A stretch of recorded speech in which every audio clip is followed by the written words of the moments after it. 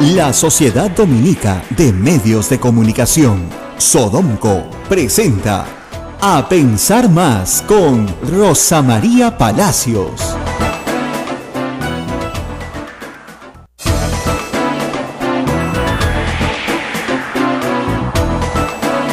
8:00 a.m. Hola, bienvenidos. Esto es A Pensar Más con Rosa María Palacios. Hoy martes 24 de octubre, Rosa María. Bueno, y estamos acá nuevamente con ustedes porque, tenemos pues la resaca.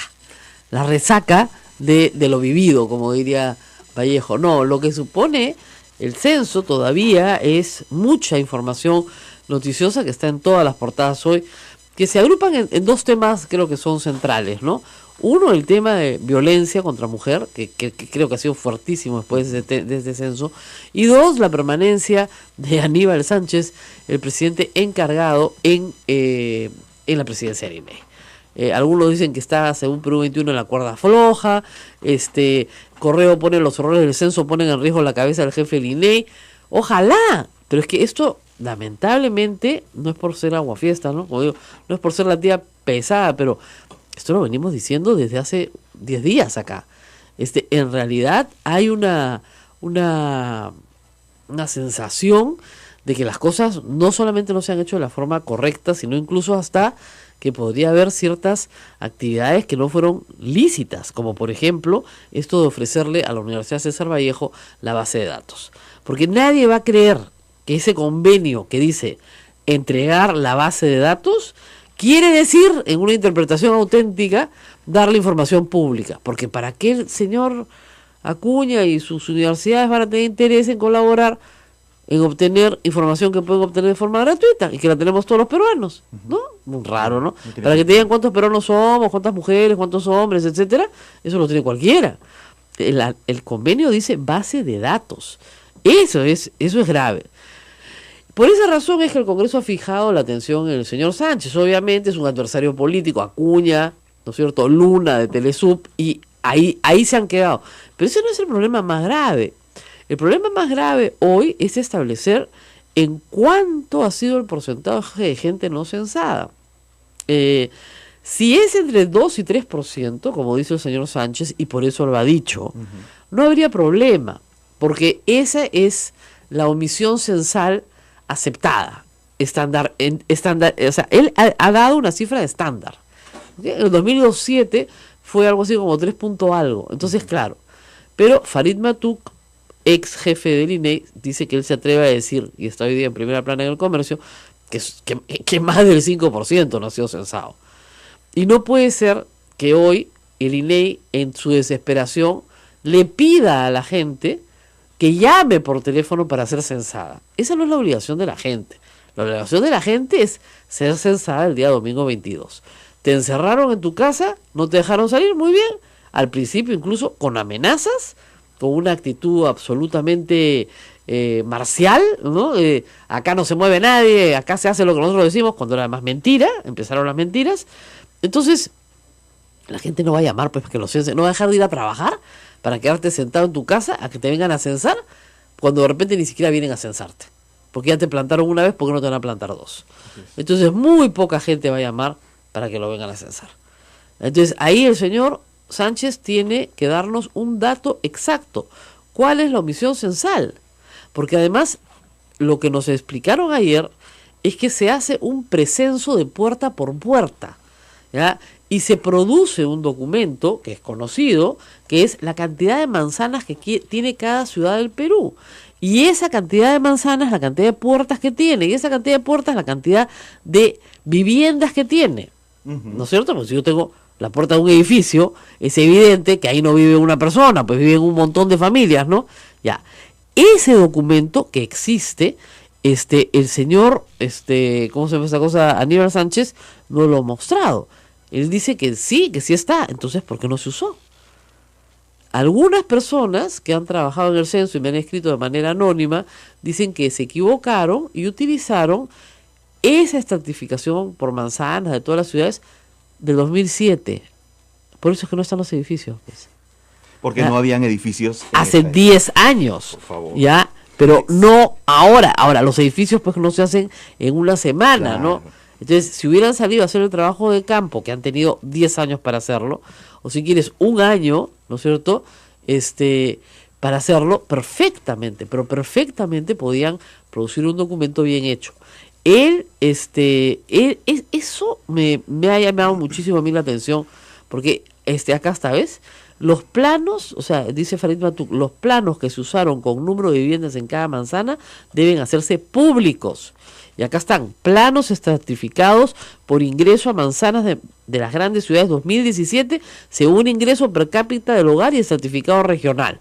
Es decir, Rosa María, se necesitaba un trabajo de campo previo. Exactamente. Y según el señor Sánchez se ha hecho. ¿Por qué no se usó? Claro. Con eso tendríamos datos exactos de cuántas viviendas faltarían. Exactamente. Sí, pues. Entonces, acá hay un problema bien complejo de falta de información, de mala comunicación, que revela que impericia, revela improvisación. Más allá de que al Congreso solo le interese que César Vallejo no tenga la base de datos, que no la va a tener, porque como reitero, los datos son confidenciales. Más allá de esto, el problema más grave es si este censo ha servido o no ha servido. Porque si un porcentaje de más del 5%, ¿no es cierto?, existe de omisión censal, entonces el censo no sirvió. Y yo lo que quiero es una explicación científica de los expertos que nos digan qué se puede hacer para remediar y no perder toda esta plata, si es que es posible remediar, cuál es el porcentaje verdadero. Ayer el INEI no ha querido decir una palabra sobre esto. Hoy, martes, hay unas colas espantosas en Santa Anita de miles de muchachos que están perdiendo colegio, están perdiendo su universidad o su instituto por ir a cobrar los 50 soles que les ofrecieron. Colas que se les debieron haber pagado el mismo domingo. Porque si les pagabas el mismo domingo, no tenían por qué faltar a su trabajo, no podían por qué faltar a su... Hay chicos que no necesitan y que no van a hacer la cola, pero la mayoría se metieron porque sí los necesitan y porque con eso justifican los gastos que han tenido que incurrir ellos mismos el día domingo. Gastos de pasaje, gastos de comida, ¿no es cierto? Incluso los que se han quedado a dormir en los parques. Y ustedes entran a mi Twitter, van a ver las fotos de los muchachos que durmieron en un parque en Miraflores porque venían de San Juan del Lurigancho. Yo pregunto, en alguna otra oportunidad que se convoque voluntarios, ¿ellos volverán a...? Ese pues es el problema. Destruyen toda la... Mira, la buena voluntad. Exactamente. La confianza es algo que se construye muy despacio, ¿no es cierto? Se construye de a poquito, se vuelve sólida. Si uno ve que dices, caramba, qué bien, ¿no? Entonces, si no se hacen actividades masivas donde se construya ciudadanía y confianza, entonces se destroza todo. Y en el tema, reitero, de la violación de esta chica, ella ha reafirmado en el hecho en que le ofrecieron 1.000 soles por no denunciar. Eso es gravísimo. O sea, que una institución del Estado ofrezca dinero a una víctima para que no denuncie un crimen, porque la violación es un delito, es un crimen, es muy grave, aunque haya sido la supervisora o la supervisora de la supervisora, quien haya sido. Y se tiene que identificar, porque eso se llama encubrimiento, ¿ok? Y eso también es un delito. Ahora, el señor Aníbal Sánchez, en estos momentos, hablando de temas legales, ¿está en capacidad de desmentir este hecho? ¿O ya pasa ya un proceso? No, esto tiene que pasar inmediatamente un proceso. Claro. Pues, olvídate, eso se llama encubrimiento, ¿no es cierto? Ahora, hay un asunto más grave. Hay una pregunta que, según también Farid Matuk, solo beneficia a las universidades que auspiciaron el censo. Eso es gravísimo. ¿Cuál es esa pregunta? Es una pregunta bien rara, que a mí pensé que era para hacer políticas públicas de transporte, ¿no? Te preguntaban, sobre todo los chicos, ¿no? Ahí me llamó la atención, si estudiaban, bueno, en el colegio, lo cual era normal, y si estudiaban en la universidad, lo que era normal, y si el distrito en el que quedaba su centro de estudios era el mismo distrito en el que vivían. ¿Te acuerdas de esa pregunta? No me la hicieron. No, a tus hijos se la han hecho. Es probable. ¿Ya? Sí. Y usted estudia en el mismo distrito en el que... No, en el caso de mis hijos, en algunos casos sí, en algunos casos no. ¿Qué puedes sacar con esa pregunta? ¿Dónde pones la siguiente universidad, pues? ¿Dónde pones el siguiente local? Porque lo que tienes que hacer ahí, con esa información, con esa base de datos, es agrupar jóvenes que están yendo a estudiar, ¿no es cierto?, muy lejos de su casa, en la misma ciudad, y ponerles una universidad más cerca, para hacer con el ahorro de pasajes un incentivo. Y el censo te da toditita esa información. qué sapos, ¿no? Porque según Farid Maktub, esa pregunta no ayuda al Estado para ninguna política pública.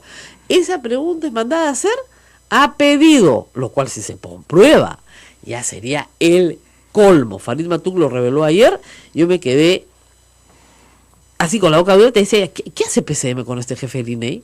Ya, con preguntas direccionadas a favor de los auspiciadores. Y es una pregunta que se hace específicamente a los jóvenes. Sí. Ajá.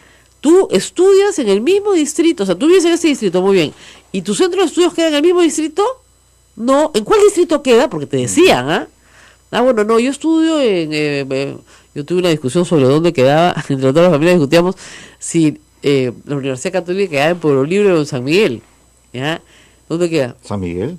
Pero cuando yo era chica, cuando yo fui a la Era universidad, quedaba en Pueblo Libre, ¿no es cierto? Era Avenida Universidad sin número, Pueblo Libre, esa era la dirección. Ahora es San Miguel. Ahora es San Miguel. Okay. Bueno. No sé, ¿ya? Pero el asunto es que tuvimos que sacar papel, buscar, San Miguel. Pero yo te juro que cuando yo era niña, el Fundo Pando era Avenida Universitaria sin número, Pueblo Libre. ¿Ya? Bueno. Entonces, esa era la dirección de la Universidad Católica. Ahora es San Miguel. Ahora, de repente, puede ser que la mitad, o sea, que Ribagüero esté en San Miguel y la Avenida Universitaria en Pueblo Libre. No lo sé. O que Pueblo Libre esté en la Avenida del Frente. Puede ser. No, pero cuando era Fundo Pando todavía era Pueblo Libre. ¿Ya? Entonces, bueno, en fin. Pero sí, o sea, eso son preguntas pues que no se han hecho con absoluta transparencia, ¿no es cierto? Ese es en fin, ayer han habido plantones, tanto en Villa El Salvador como en la puerta del INEI, por el tema de la violación. ¿Por qué? Porque fíjense, si tú sabes que estás mandando a mujeres a censar, a zonas calientes, a zonas donde son muy vulnerables, ¿qué es lo que se hace? Como en la Iglesia Católica, vas en pareja, pues. Pero las monjas nunca caminan solas, igual. Van en parejas, pues. Entonces, una espera afuera, ¿no es cierto? Mientras otra va censando, va haciendo el contacto con la siguiente puerta. No significa que no trabajen las dos a la vez, pero por lo menos que se están auxiliando rápidamente dos a la vez. Acá los han soltado con 15 casas o 13 casas para cada uno y chao, te veo cuando termines. Entonces no hay ninguna posibilidad de auxilio. Ya, yo entiendo que en zonas donde no tienen índices altos de violencia no pase eso, tal vez te puedas ahorrar, pero han debido reclutar más gente para que las personas vayan acompañadas y puedan salir de una situación de emergencia más rápidamente. Esa es una responsabilidad del INEI y la omisión de esa responsabilidad conlleva una reparación civil enorme para la víctima de esa violación. Yo lo que sí les digo es, como tercero civilmente responsable, el INEI va a tener que pagarle. O sea, no basta con que la ministra, la presidenta del Consejo de Ministros diga, ella tiene todo el apoyo del gabinete. Sí, bueno, ¿cuánto le van a pagar de reparación civil? Porque hay que pagar una reparación civil porque esa mujer necesita psicólogo de por vida, necesita, en fin, atención médica, necesita un montón de cosas, ¿no? Entonces, para ella y para su hermano, al cual querían culpar de no haberla cuidado porque era el jefe del grupo. No, es terrible, ¿no es cierto? Bueno, ese es el tema. Y el asunto más grave, creo yo, en toda esta historia también, es que todavía no sabemos, en realidad, en una declaración oficial y seria, si se va a hacer una auditoría de este censo o no. Dadas las irregularidades, es posible que se requiera una auditoría externa para saber exactamente de qué manera nos ha mentido el señor Aníbal Sánchez. Es muy raro. Se está pidiendo la cabeza del señor Aníbal Sánchez. Ayer se le ha sugerido la renuncia y él ha dicho de que esa es una decisión personal. Pregunto, No. políticamente hablando, ¿es así? No. No. Discúlpenme, ¿a él se le nombró? No se le nombró, se le encargó Así es. que hiciera un concurso público para nombrar al jefe del INEI. ¿Qué hizo en los 2 últimos años? Nada, no hizo el concurso público para que nombraran al jefe del INEI. El jefe del INEI tiene que ser una persona experta en estadística, experta, o sea, una persona con doctorado o maestría en estadística, ¿ya? Que tiene años, ¿no es cierto?, haciendo esto. No es estadística donde se jalan a todo el mundo, todos los que llevan ciencias sociales, ¿no es cierto?, sufren con la estadística, ¿ya? ¿Ok? Pero es importantísima la estadística, o sea, es es una ciencia. Esto no es magia, ¿no? Esto es ciencia. ¿Ya? Entonces es evidente que este señor no tiene la capacidad para organizar una pachamanca, discúlpenme. No sé, menos un no te rías, pero de verdad, pues hija. De verdad, no tiene la capacidad para organizar una pachamanca y lo ponen a organizar pues un censo. Lo ponen a organizar la pachamanca y no trae la lámpara para hacer el hueco de la tierra. No trae ni las piedras. No pues. Bueno, pero está claro que no quiere renunciar. ¿Qué tiene que pasar ahora? ¿Lo pueden echar? Por supuesto. ¿De quién depende eso? De la señora Mercedes Arauz. Dijo que va a pedir un informe. Ah, correcto. A pedir un informe. El que está pidiendo su renuncia es el señor Becerril. Nunca había coincidido en nada con el señor Mercedes, absolutamente en nada. Por primera vez en mi vida coincido en algo con él. Ok, entonces esto podría traerle consecuencias políticas a Mercedes Arauz. Y al gobierno, De es que no hecho, se dan cuenta. Vamos a ver cómo se está manejando eso de trasfondo, porque ¿no? ese es un mira, normalmente los gobiernos usan los censos políticamente para demostrar su presencia, su eficacia, su capacidad, ¿no es cierto? Su despliegue técnico. Mira acá, ni fotocheck. ¿Qué pasó con los famosos photochecks de los chicos? Por poner un ejemplo chiquito. No era que los chicos quisieran tener un photocheck, lo que necesitaban era estar identificados para que les abran la puerta. ¿Ya? Y a muchos chicos no les abrían la puerta porque no estaban identificados. No tenían polo, no tenían gorro, no tenían photocheck, no tenían nada. Toca la puerta un fulano y dice, sí, vengo del censo, sí, Juan. Los malditos del censo, ni hablar, pues, no te abro. Y de esas quejas he recibido cualquier cantidad desde el día domingo. No nos han dado nada y no nos quieren dejar entrar. Entonces, con el supervisor, entonces todo el censo se atrasa, ¿no? Porque no les dieron, mira, me decían ayer, un profesor me decía, ni lo mínimo, le dan lápiz al chico y no le dan tajador. Entonces, en su casa le facilitaron un tajador para que pudiera tajar el lápiz. Ahora, la de lápiz, ese es otro cuentazo, Quiero que me censen con lapicero, un grupo de gente loca, porque tienes que estar realmente loca o no haber dado un examen de ingreso nunca en tu vida. Eso es lo que pasa, pues que como no tienen educación superior, no hacen estupideces. A ver, ¿qué reacciones tenemos ahí? Estoy buscándola justamente, a ver qué reacciones hay. No, el problema es este. A ver, la lectora óptica lee lápiz Mongol 2D, ¿ya? Eso lo sabe cualquiera que haya dado un examen de ingreso alguna vez en su vida, ¿ya? Entonces, esa es la razón por la cual nos censaron con lápiz. No para borrarte que eres católica y ponerte que eres evangélica y estupideces de ese tamaño. Entonces, ¿qué hicieron los pobres chicos ante los locos que exigían ser censados con lapicero? Los censaron con lapicero y después se han sentado horas a llenar nuevas cédulas con lápiz. Otra razón por la cual en un momento de escasez de cédulas. Entonces, todos estos loquitos lapiceros lo que han hecho es malograr cédulas, ¿no es cierto? Y hacer por una especie de locura.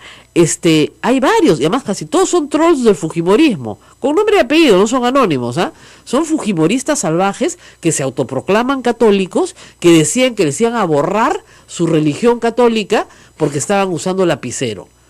Ya, hay gente loca en todas las religiones. Este es el grupo loco, pues, que lo único que han hecho es generarle más trabajo a los pobres chicos del censo.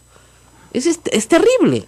Hay reacciones en Facebook Live. Gorky CA dice: si la PCM es el inmediato superior del INEI, ¿cuál fue el grado de coordinación pre y durante el censo? Si bien todos están apuntando al encargado, pero ¿cuánto es la responsabilidad de la PCM? Si se anula el censo, ¿cuál será el proceso?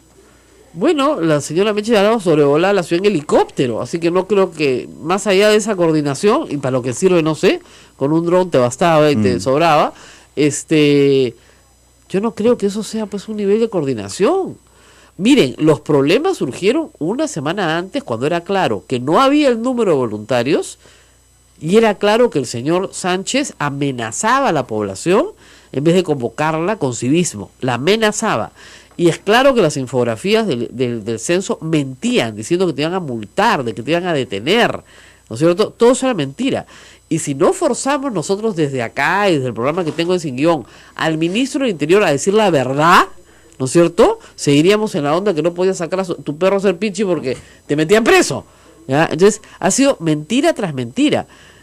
O sea, no puede ser que la señora presidenta del Consejo de Ministros no haya llamado ya al jefe del INEI y le haya dicho, tú me das hoy día el número exacto de gente no censada. Ella es economista, Claro. sabe perfectamente cuáles son los problemas estadísticos según un censo mal hecho. ¿Ya? Él insiste que son de 2 al 3%. Miren, si ustedes salen a la calle, y yo decía, hagamos una encuesta muestral, que es evidentemente una encuesta pequeña, y hagamos la pregunta, a ver qué porcentaje sale de no censados. Vamos a ver. Vamos a una pausa y volvemos. Sodomco, Sociedad Dominica de Medios de Comunicación. Hay más preguntas en Facebook Live. Javier Morales, gracias por escribirnos. Buen día. Tengo una duda. Si dicen que el censo no ha sido exitoso en la toma de datos y son preguntas de datos que ya se conocen, ¿por qué se ataca tanto si tienen otras instituciones con esa información? Escuché a una periodista que ayer dijo que ahora esas universidades conocen de qué marca de plancha usas. ¿Es cierto? ¿Cuál es el beneficio que tienen estas instituciones? Bueno, se supone que este señor no lo censaron. Parece que no. No lo censaron porque nadie te preguntó qué marca de plancha usas. Es evidente que no estuvo atento a las preguntas del centro o no es jefe de hogar, porque el jefe de hogar respondía sobre vivienda. Así ¿Ok? es. Entonces nadie le ha preguntado qué marca de plancha usa. Y no son otras instituciones las que tienen la información. Cada 10 años hay que hacer un censo justamente porque no tenemos la información. ¿Ya? Ahora, estamos en comunicación con la ex ministra de la Mujer, ex presidenta del Consejo de Ministros, la ex congresista también, Ana Jara, desde Ica. Doctora Jara, muy buenos días. ¿Cómo estás, Rosa María? Ana Jara, nada más. Tú sabes que esto de usar grados y títulos que no tienes te complican la vida. Yo sé. Encantadísima, Rosa María, de saludarte. Quiero decirte que yo tengo, como muchos peruanos, el app que me permite escuchar tu programa y escuchar la programación de Radio Santa Rosa desde Ica y acompañarme de ella desde muy tempranas horas. Muy bien, muchísimas gracias. Bueno, estamos todos muy preocupados. Usted ha sido ministra de la Mujer. Estamos en este momento, según la estadística publicada, en 353 casos diarios de violencia sexual. A pesar de todas las campañas, a pesar de ser más visible el problema, parece que no para. Y lo de la voluntaria en Villa El Salvador, pues no es más que la punta del iceberg de un problema de raíces más profundas. En su experiencia, ¿por qué cree que esto no se detiene? Bueno, en principio y lamentablemente conectados con este desastroso censo nacional que se ha llevado a cabo el día domingo, el Perú necesita, como bien lo has venido señalando, adecuar las cifras actuales del país para fortalecer las políticas públicas. En estas políticas, Rosa María, estamos fallando. El Perú necesita ampliar la oferta de los servicios públicos. Esto pasa por invertir en salud mental, porque los agresores no saben cómo dominar la violencia contra la mujer, la violencia intrafamiliar. No tenemos cifras actualizadas.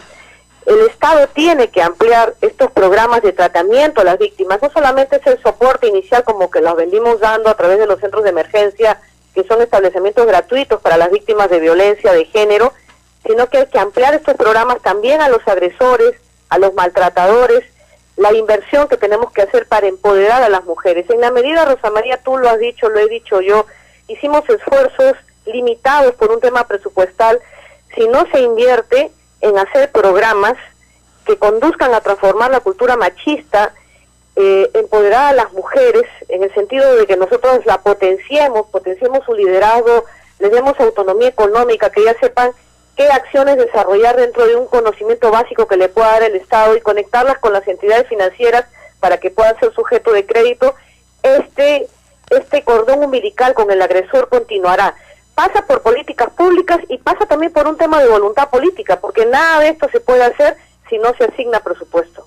Ahora, es verdad que faltan presupuestos, pero también hay un problema como endémico, ¿no? Mucho más arraigado en las familias peruanas. O sea, en este caso sí, un desconocido viola a una voluntaria, pero en la mayoría de los casos de violaciones estamos hablando de violaciones sexuales dentro del ámbito de las personas que la víctima conoce, un padrastro, un tío, un hermano, incluso un padre. ¿Qué es lo que le está pasando a la familia peruana para llegar a ese grado de descomposición? Y es que ahí, acá tenemos que prender las alertas, Rosa María. Acá necesitamos una información masiva, una capacitación masiva de cómo en principio pasa por un tema de educación en casa, ¿no? Esto viene desde la cuna. La tolerancia, el tratamiento, el hecho de que la propia niña y niño sepa alzar su voz de protesta frente a algún síntoma de agresión hacia ellos, que esto no quede como un problema silente. Las violaciones dentro del hogar son muchas veces silentes. La madre y la propia víctima no se atreven a denunciar al agresor porque dependen, y volvemos a lo anterior, económicamente de ellos. Hemos alcanzado un grado de degradación, de salvajismo en el país, que está bien que no haya impunidad. En eso creo que en algo hemos avanzado, endureciendo las leyes contra los agresores, haciendo que los operadores del derecho no pasen por agua tibia este tipo de agresiones. Eso está muy bien. Por otro lado, tenemos que invertir en salud mental y tenemos que invertir en la capacitación, tenemos que entrar fuerte en el tema educativo. Este tema del enfoque de género tan cuestionado, lamentablemente, por un cierto sector de la sociedad, le está haciendo mucho daño.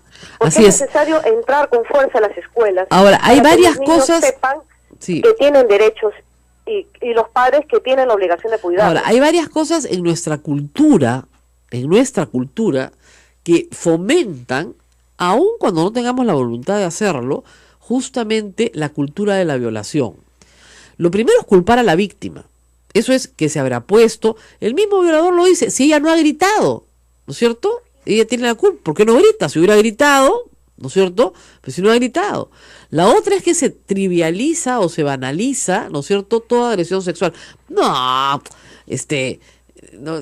ni que estuviese, no, ¿para qué grita? Pero si no le están haciendo nada, ¿no? Se tolera el acoso sexual se tolera, el acoso laboral se tolera contra las mujeres. Y lo otro, doctora, es que la violación de la mujer adulta está completamente desprotegida. O sea, si se viola a un niño, una niña, sí, claro, si es un infante hay cadena perpetua, si es menor de 18 años hay penas más graves, si es menor de 14 también. Pero la violación de la mujer adulta es una violación simple, la que no tiene agravantes, como en este caso, que es de 6 a 8 años. O sea, ya está.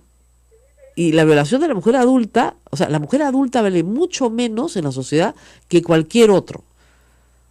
Entonces, es cierto, Rosa María, y creo que acá, a la medida que se ha avanzado, porque se han avanzado en el endurecimiento de las leyes, hemos solamente apuntado cierto sector vulnerable de las personas que son los niños y adolescentes.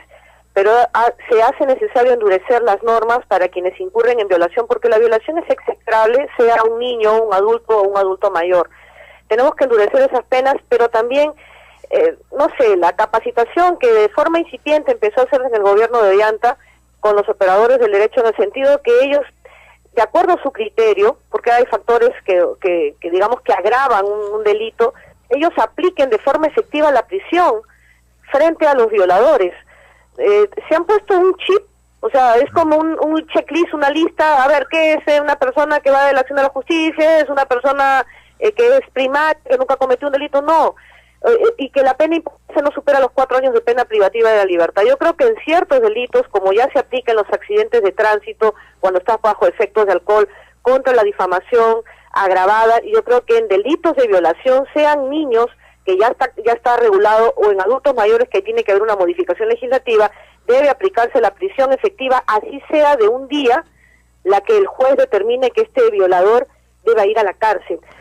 Sí pasa por un endurecimiento de las normas, pero me reafirmo, Rosa María, esta cultura del violador, esta permisividad de la sociedad que aplaude desde las tribunas como focas, hay algunos desadaptados que han aplaudido este hecho de violación contra la empadronadora o censadora, que es simplemente la cara visible de un problema social que está pasando en el país. Pasa por un tema de atención de la salud mental. La gente no se está dando cuenta que está enferma. Yo ya sé que hay mucha gente que me va a decir, Ana, los violadores no son enfermos, son conscientes, lo sé. Me refiero como grupo, moralmente, grupo social. Así es. La sociedad está enferma. Eso es verdad. O sea, digamos, hay que tener en claro que un violador no es un inimputable, ¿ah? Ojo, pobrecito, enfermito, no, pobrecito, nada, sabe distinguir el bien del mal perfectamente. Lo que está es moralmente enfermo, eso sí, porque creer que el cuerpo de otra persona puede ser objeto de tu uso Y estamos hablando desde el manoseo, No hay mujer en el Perú casi que no pueda decir que un hombre no la ha tocado en un autobús, ¿no es cierto? O que un hombre no le haya faltado el respeto de alguna forma en el trabajo, que no le haya hecho alguna sugerencia inapropiada. Y el índice de violaciones nos ha puesto como la quinta ciudad más peligrosa del planeta. Estamos con Kinshasa, de verdad, con Congo, o sea, con ninguna ciudad de América está en esta lista. Ninguna ciudad de Oceanía, ni siquiera de Europa. País, un ranking de la vergüenza. Creo que Lima es la quinta ciudad más peligrosa. Del caso del ascensador en Villa El Salvador, creo que ahí se les escapa un poco a los abogados del Ministerio de la Mujer en el sentido de que ya que está así la norma ahorita y lamentablemente toda reforma legislativa no es retroactiva en el país. Así es. Yo creo que deben plantear, además de la violación, que tiene esta pena máxima de 8 años de prisión, el hecho del secuestro, porque ella dice que él amenazaba con un cuchillo, que le cerró la puerta. Sí, es así, sí hay agravante. Tuvo que decirle que no lo iba a denunciar para que la deje salir. Sí. Si le aplican secuestro, aunque el secuestro no importa que sea minutos, horas o días, lo importante es que contra su voluntad ella se ha quedado amenazada con arma blanca y encima violentada sexualmente. Lo que pasa, la pena que le debería caer a este tipo es no menor de 25 a 30 años de pena privativa de la libertad. Lo que pasa es que el agravante para mujer adulta violada en banda o con arma de fuego o arma blanca en este caso es de 12 a 18, ¿ya? Pero hay que probar, ¿no es cierto?, que hubo el cuchillo, que se lo puso en el cuello, etcétera. El sujeto está confeso de la violación, pero no está confeso del arma blanca. Entonces, ahí es efectivamente donde los abogados del Ministerio de la Mujer tienen que exigir a la policía que se haga la investigación completa para lograr el agravante. Pero a esta hora no se ha logrado el agravante. Lo que sí, doctora, usted coincidirá conmigo, es que lo que interesa es que acá ha sido un delito flagrante, ¿no? O sea, la mujer sale de la casa, pide ayuda, la policía llega casi de forma inmediata, el hermano que supervisaba la zona por el INEI llega de forma inmediata. O sea, la primera versión de la víctima es la que se tiene que tomar en cuenta y acabar, y esto también es una medida que debe adoptar el Estado, a acabar con la revictimización de la víctima. Sí. Hay una hostilidad de parte del sistema de justicia contra la víctima. Tú lo has dicho, se aplican estereotipos de género contra ella, se cuestiona a la víctima, hay de la víctima si osa denunciar al agresor. Entonces, esto también se tiene que acabar y se tiene que sancionar. Operador derecho o ciudadano que incurre en el tema de hostilidad o cuestionamiento, estereotipo de género, debe ser sancionado también, porque lamentablemente, mientras no hayan sanciones contra esta gente que aplaude el hostigamiento, yo recuerdo mucho un caso que se llevó al cine con Jodie Foster, que eran estos que hostigaban para que un grupo de jóvenes violentaran sexualmente a una mujer en un lugar público, tiene sanción. Y acá también, quizás no estarán frente al propio acto sexual, pero lo incentivan, lo aplauden, lo animan a través de muchos medios de comunicación. De las redes sociales que hemos visto. Sí, felizmente hay el caso del cadete, ¿no es cierto?, que ya el Ministerio de Defensa está tomando acción, porque él era empedronador, y luego comienza a hostilizar vía redes a una de las personas, a una señorita que había empadronado, y le manda un mensaje que dice, así que solterita. Bueno, ya en este momento lo están procesando. Pero ese sujeto cree que lo puede hacer impunemente, porque la sociedad se lo está diciendo todos los días. Le cree que su rol de macho es hacer eso, ¿no? Y eso es lo terrible. Ahora, en cuanto a la reparación civil que el INEI tiene que pagar como tercero civilmente responsable, yo creo que procede, porque no tomó ninguna medida de seguridad para las mujeres que mandó a censar. Y no solamente eso, porque estaba en conocimiento de que el Perú ya estaba en el 5º lugar como país visto con el mayor número de casos de violencia de género, y conocía de los niveles de inseguridad ciudadana. Empadronadores o empadronadoras debieron tener una tutela de parte del INEI, prever protocolos de intervención de seguridad. Así es. Parejas, yo sí creo, igual que tú, y en esto sí coincidimos porque ambas somos abogadas, que sí procede la indemnización de parte del INEI. Lamentablemente va a salir del bolsillo de todos los peruanos, porque el presupuesto del INEI es presupuesto nacional. Pero tiene que haber un caso, un precedente. Acá tenemos que tener un punto de quiebre en adelante. Esto no puede pasar por agua tibia. Yo no sé por qué el jefe del INEI hasta ahora no ha renunciado, porque no solamente es este hecho. Usted está pidiendo eso igual que yo, pero yo lo pido desde la semana pasada. Garrafales, elefantiásicos en que se ha incurrido el Censo Nacional de 2007, una gran oportunidad que probó el civismo de todos los peruanos al agua, al tacho de basura, por la inexperiencia de este hombre que no sé por qué hasta ahora no tiene un ápice de sangre en la cara y no renuncia al cargo. Ahora, o no lo renuncian de parte de la exactamente. Este señor Aníbal Sánchez es herencia del gobierno anterior.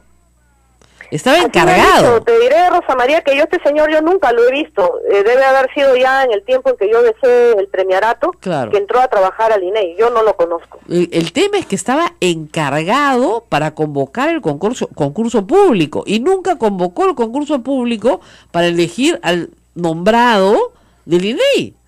Ese es el tema. Nunca. Entonces... Yo la verdad no sé, me extraña.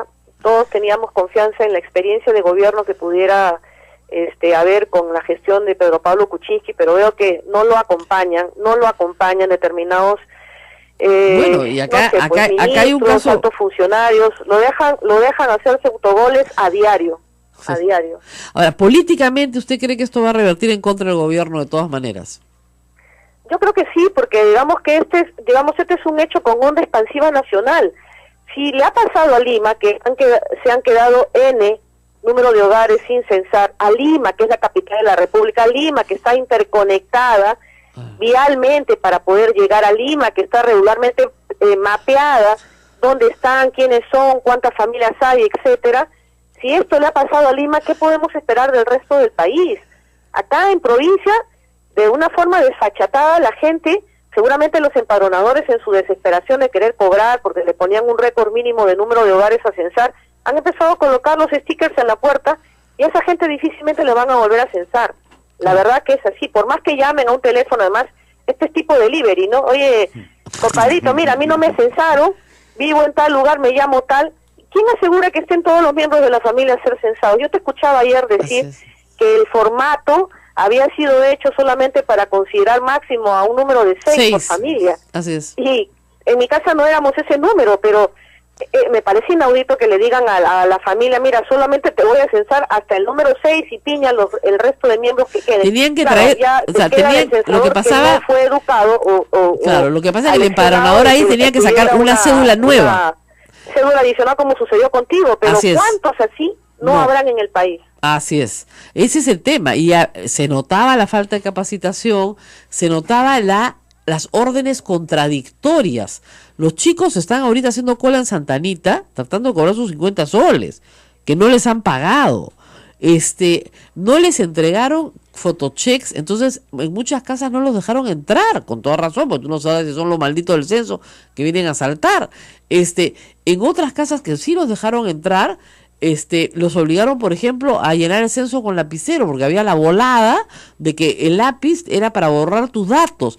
Es decir, la desconfianza total en la institución. Entonces, todo esto realmente un pésimo manejo político, también logístico de este censo, cero sentido común. Yo escuché decir al jefe del INEI días antes del censo, como tú también creo que lo has anotado, que estaban sobrados de voluntarios. Sí. Estaban sobrados, que no necesitaban.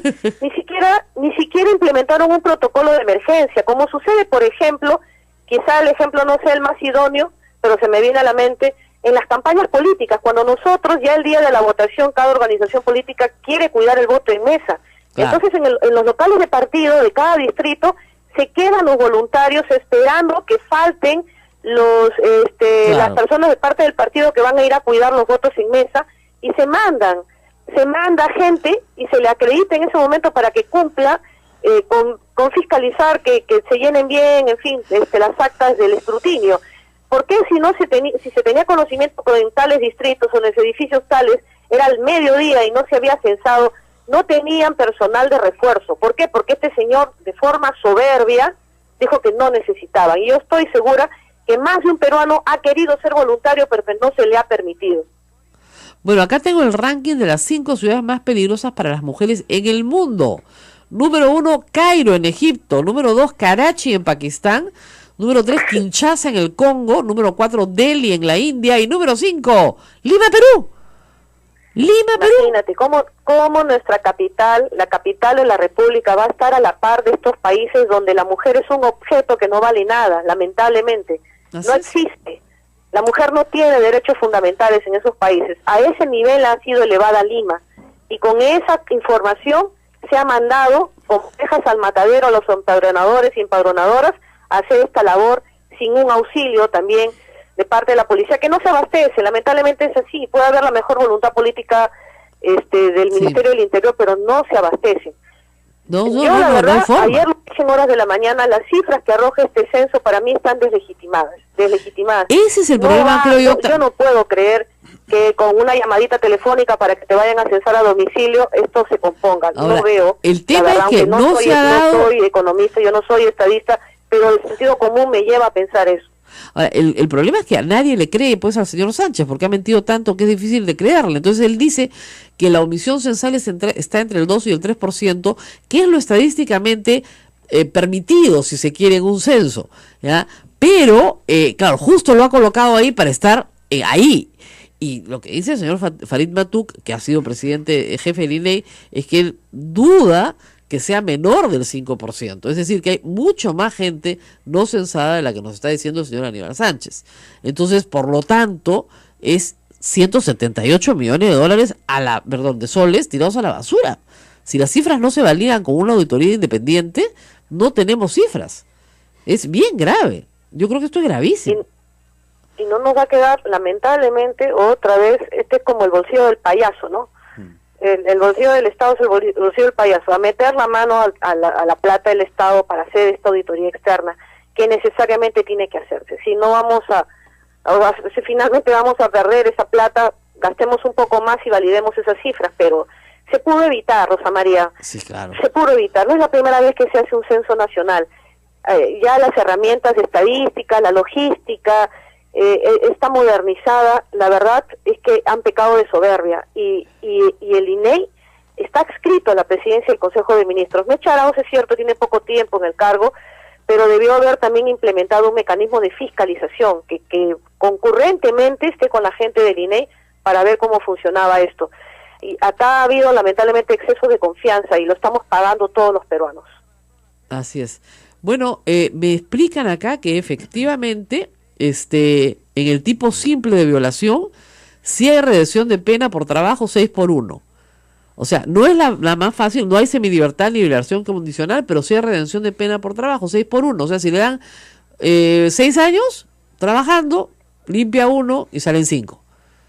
Entonces había que analizar bien, Rosa María, tú que eres Sí. tan, digamos, estudiosa de estas normas, es una jurisconsulta, habría también que debatirlo con algún penalista, porque esta norma que se aprobó en el Congreso recientemente eliminaba todo tipo de beneficios para los violadores. No sé si solamente apuntó a los violadores de menores de edad, pero creo Ronald era Gamarra, el que es criterio penalista, general, me ¿no? dice... Porque estaba acompañada de temas de violencia familiar. Claro, No lo que sé. pasa es que Ronald Gamarra, Porque que si es fuera penalista, así me ya- dice que sí hay ya si redención de fuera pena así, por eso ya trabajo. sería la cereza del helado. Pues, o sea que este tipo Sí. encima va a poder redimir su cancelería con su puesto de trabajo, porque habría que ver también si es que es factible con la poca logística que tienen los penales que los internos trabajen. Así es.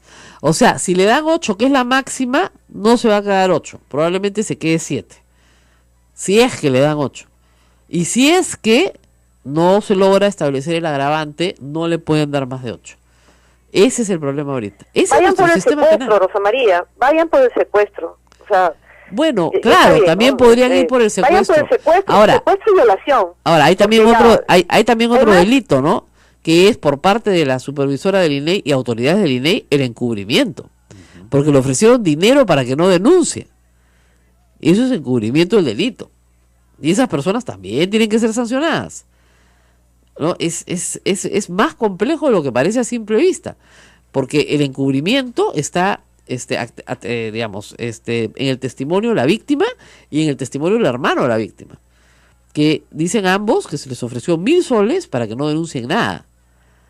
Entonces, ahí tenemos también la conducta de los funcionarios del INEI, hay que establecer cuáles y en qué grado, y la responsabilidad como tercero civilmente ser responsable, ¿no? Entonces, muchas gracias a Ronald Gamarra, que es penalista y me acaba de pasar la información. Sí hay redención de pena por trabajo 6x1. O sea, sí la hay. O sea, se eliminaron los beneficios de semilibertad, indulto, todo lo demás, pero no la redención de la pena por trabajo. Entonces, así estamos. Bueno, ¿cómo van sus actividades en Ica, doctora? Alejada de la política. ¿Aló? Hemos perdido la comunicación. Hemos perdido la comunicación. Quería hacerle una pregunta final sobre su vida. Como ustedes saben, Ana Jara es abogada y está dedicada a su notaría, y es una de las notarias más importantes de Ica durante muchísimos años. Y habíamos tenido pocas noticias de ella, salvo las lamentables y tristes noticias vinculadas a la muerte de su madre, pero yo presumo que está en este momento alejada ya de la política activa. Pero bastante pendiente de lo que sucede. Claro, sí, porque en Twitter participa mucho y da su opinión con mucha firmeza. Así es. ¿No es cierto? Nos habíamos pedido la comunicación. Antes de despedirnos, quería preguntarle cómo van sus actividades en Ica.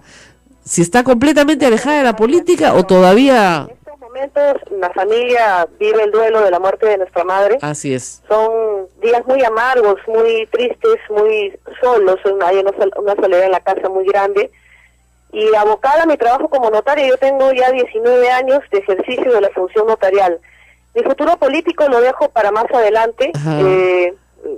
Lo inmediato para mí es reforzar los lazos de familia, estar con los míos. Obviamente. Lo segundo es continuar ejerciendo como notaria, y lo que venga en política se lo dejo al Señor. Él destinará qué futuro tiene para mí en adelante. Así es, hay que confiar en la divina providencia. Al final de cuentas la arregla todo, pero sí, obviamente entendemos la situación por la que ha pasado, que ha sido triste y dolorosa y además muy, muy complicada.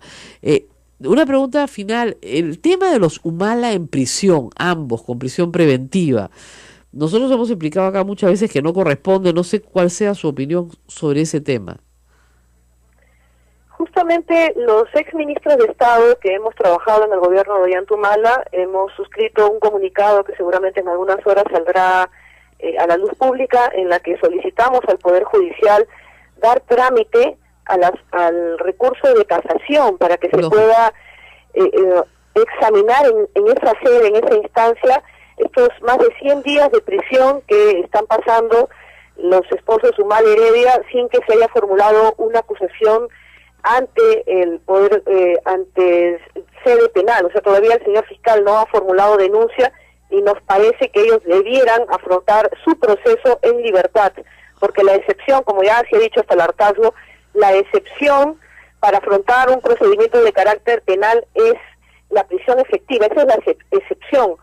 Lo que debe primar es la presunción de inocencia, y estamos solicitando que el Poder Judicial admita a trámite el recurso de casación y que lo examine, porque es, digamos, un recurso viable, procedente, que está normado y a la cual tienen ellos derecho de apelar. Corre la volada que el Poder Judicial se muere de miedo y que ni siquiera lo van a admitir a trámite. Eso es lo que yo he recibido de información. Que la Suprema ni siquiera lo va a admitir a trámite para que permanezcan 18 meses presos sin acusación fiscal.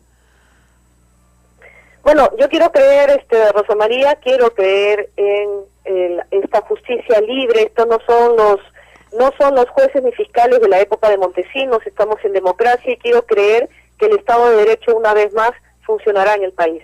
Eso queremos creer todos. Bueno, muy bien, muchísimas gracias a Ana Jara por contestarnos desde Ica. Gracias por seguirnos en su aplicación todos los días. Y un saludo muy grande, por supuesto, a toda la población de Ica que nos está escuchando. Vamos a ir a la pausa. Gracias, doctora. Y por mi parte decir que comparto pues plenamente las apreciaciones de Ana Jara, dado que nosotros venimos sosteniendo lo mismo, ¿no? El jefe del INEI tiene que irse porque ha demostrado, miren, en la más humilde empresa, alguien mete la pata de esta forma, bueno, y va y recoge sus cositas, pues, y se va nomás, ¿no? O sea, es que hay algo de dignidad en eso. Claro, pues, mil disculpas, perdí 178 millones de soles, ¿no? Paré un día el país, pucha, ¿no? Qué pena, ¿no? Mejor me retiro, ¿no? Sin perjuicio, como reitero, de las responsabilidades de ley que le tocan al INEI respecto a las personas que han sido, pues, en este caso, de la violación, violadas por omisión de las funciones del INEI en el resguardo de su propio personal. Ahí la reparación civil, lamentablemente, como ha dicho Ana Jara, sale del bolsillo de todos los peruanos, pero tiene que pagarse. Esa es una deuda que el Estado tiene con una voluntaria. Según la información que el propio INEI publica en su página, Rosa María, este señor Aníbal Sánchez Aguilar tiene 9 años consecutivos como subjefe del Instituto Nacional de Estadística e Informática, pero ha ejercido el cargo de jefe del INEI, habiendo sido encargado como jefe en múltiples ocasiones en los últimos 10 años. Claro, por algo nunca fue el jefe, pues. Nunca fue jefe. ¿No? Vamos a la pausa y volvemos.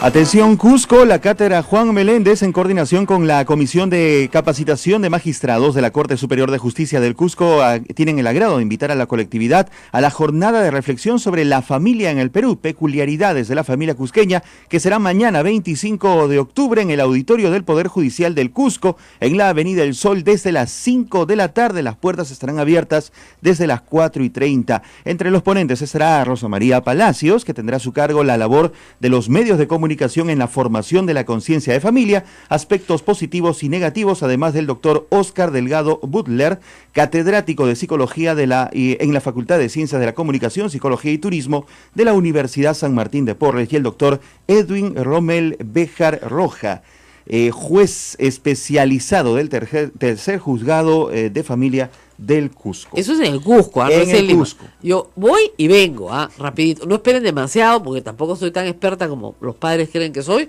pero vamos a hablar justamente de estos temas de violencia que hemos estado tratando acá y creo que son importantes para entender que hay un problema de violencia muy enferma. Ronald Gamarra me vuelve a insistir, y con toda razón, que la improcedencia total de beneficios, yo estaba segura de eso ayer, solo rige para los casos de violación de menores de edad. ¿Ven? O sea, es típico. O sea, a la violación de la mujer adulta en el Perú, no, o sea, yo no les digo que tenga el mismo tratamiento que la de un menor de edad, que obviamente es más grave, o que la de un infante, que obviamente es monstruosa. Pero de todas maneras debería tener un poquito más de protección, ¿no? ¿Qué digo yo? Sobre todo habida cuenta de que estamos ante una epidemia, pues, ¿no? Una pandemia, porque hace muchísimos años que la violación en el Perú es absolutamente frecuente, porque además es un crimen de muy fácil impunidad. Si no está en este caso ha sido realmente milagroso que haya flagrancia, que la víctima salga corriendo a pedir ayuda, que la ayuden inmediatamente, que detengan al sujeto, que el sujeto esté confeso. Eso en violación es casi un milagro, porque normalmente la víctima cuando va a denunciar ya han pasado días, porque tiene vergüenza, porque tiene culpa, las pruebas se han borrado, no se le puede hacer el peritaje en el médico legista, el violador dice que nunca la tocó, entonces es muy difícil de probar. Ese es uno de los problemas graves. Pero bueno, 2 minutos antes de irnos para hablar un poquito de política. 2 cosas importantes. Este fin de semana, César Romero, el diario de la República, consiguió una entrevista telefónica con el abogado de Jorge Barata, el famoso, ¿no es cierto?, jefe de Odebrecht en el Perú y el conductor de todas las coimas que han habido en el Perú. Este señor se niega a hablar con los fiscales peruanos y señala que se le tiene que dar un tratamiento especial, se le tiene que considerar un colaborador eficaz, lo cual no es mala idea, porque en el Perú nunca se le va a poder juzgar, porque no va a venir al Perú nunca más. Obviamente tiene cuentas en el Perú, bienes en el Perú que están en este momento congelados, quiere recuperar ese patrimonio y dice que está dispuesto a colaborar. Lo que no dice el abogado del señor Barata, y que hay que tenerlo en cuenta para todos los que no están informados, es que la colaboración eficaz no se entrega con la esperanza de que te cuenten algo. No. Primero te cuentan algo importante, relevante, mejor dicho, primero te cuentan todo, y después el juez califica si la información proporcionada vale la pena o no, si es consistente con la información proporcionada en Brasil o no. Entonces, él primero te cuenta y tú después le das la colaboración eficaz. ¿Qué es lo que están haciendo con Maiman? Maiman está cantando ahorita con un pajarito y le van a dar, probablemente se la van a dar, pero todavía no se la han dado. Primero tiene que cantar. Y Barata pretende que le den el beneficio de colaboración eficaz, es decir, de no ser juzgado en el Perú, ¿a cambio de qué? ¿De qué? Y el día sábado, en una entrevista en RPP de Alan García, además de hablar de su nietecita y otras banalidades, mandó un mensaje bien claro. Dijo, Barata sabe que yo no he recibido nada. Ese es un mensaje. Eso le está diciendo Barata, tú cantarás, pero no cantas sobre mí. Barata sabe que yo no he recibido nada porque sabe quiénes son mis testaferros. Le faltó completar la frase, ¿no es cierto? Es claro, no, yo no he recibido nada. Y eso es verdad, nadie acusaba a Alan García de recibir nada. Han recibido por él, que es otra cosa. Y eso es lo que Barata tiene que señalar, porque no puede ser que 15 personas de su gobierno reciban plata y él no se haya dado cuenta de nada. No puede ser que Barata negocie con Toledo, la Interoceánica, y después negocie con el viceministro de Comunicaciones el Metro de Lima. Ya pues, o sea, somos pavos, pero no tanto, ¿no? Entonces, si Barata va a cantar, que cante efectivamente que eran los testaferros de Alan García, con lo cual tenemos ya cerrado el caso de organización criminal, como lo ha planteado el fiscal. Pero primero tienen que cantar, después será la colaboración eficaz. No se dejen engañar. El abogado en Brasil dice, nosotros colaboramos, nosotros. Muy, muy interesante la entrevista, porque olía mal desde la primera línea, ¿ya? Y es una estrategia, porque ese abogado no te da una entrevista si no le conviene a él dártela, de decirle al Poder Judicial, nos dan primero la colaboración eficaz y después cantamos. No, perdón, no funciona así. Tú cantas y yo veo que si lo que tú has cantado me interesa, justifica darte la colaboración eficaz. Si no me vas a contar nada de Keiko Fujimori, no me vas a contar nada de Alan García, no me vas a contar nada de Humala, no me vas a contar nada de Toledo, no, me vas a contar de los que eliges y de los que no eliges, entonces no me interesa tu colaboración. Si no es completa, total, universal, sobre todo el Perú, no me interesa tu colaboración. Así de fácil. Entonces hay que tener eso muy en cuenta en este caso y no dejarlo pasar. O sea, que quede claro que si Barata habla, primero tiene que hablar él con los fiscales peruanos. Ellos pueden ir con un acuerdo de colaboración eficaz a cambio de que la información resulte interesante. Si resulta interesante, ahí sí vamos. Y si ahí sí se completa toda la información que todos queremos tener. Y en el caso de los Humala, reitero la información que me han dado. La Corte Suprema se muere de miedo de llevar esto a casación porque sabe que los tiene que liberar, pues, porque toda la jurisprudencia de la Corte Suprema es contraria a una prisión preventiva sin acusación fiscal con personas que no presentan ningún peligro de fuga, ¿ya? Entonces, ¿pero qué pasa? Se mueren de miedo de las consecuencias políticas, sobre todo de Alan García. Porque Alan García es la persona que le ha dicho a todo el mundo que los Humala son los culpables de que él no ganara las elecciones. Que él ha tenido que sufrir una campaña de los Humala. Y bueno, en su contracampaña se hundió a todos, se hundió él y hundió a los demás. Pero el tema es que la Corte Suprema tiene una influencia aprista enorme y no quieren recibir no admiten a trámite, todavía han pasado 4 meses, no admiten a trámite la casación. Y aparentemente no la van a admitir. Ahí vamos a ver qué medidas toman los Humala, porque pueden tomar medidas políticas dramáticas. Y vamos a ver si el gobierno va a poder aguantarlas o no. No les cuento más. Nos vamos a despedir y mañana regresamos con otro programa, por supuesto. Hasta mañana, cuídense. Y mañana voy al Cusco, pero en la tarde, ¿eh? En la mañana estoy acá con ustedes.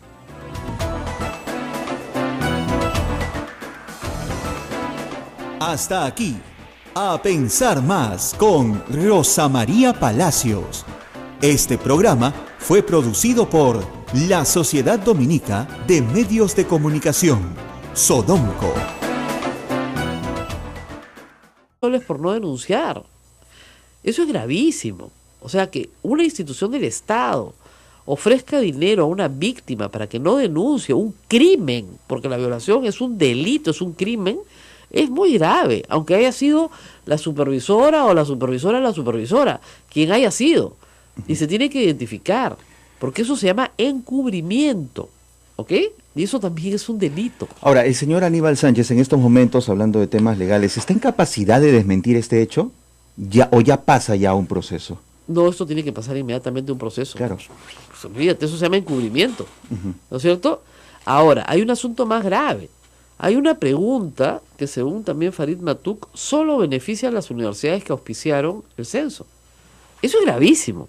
¿Cuál es esa pregunta? Es una pregunta bien rara, que a mí pensé que era para hacer políticas públicas de transporte, ¿no?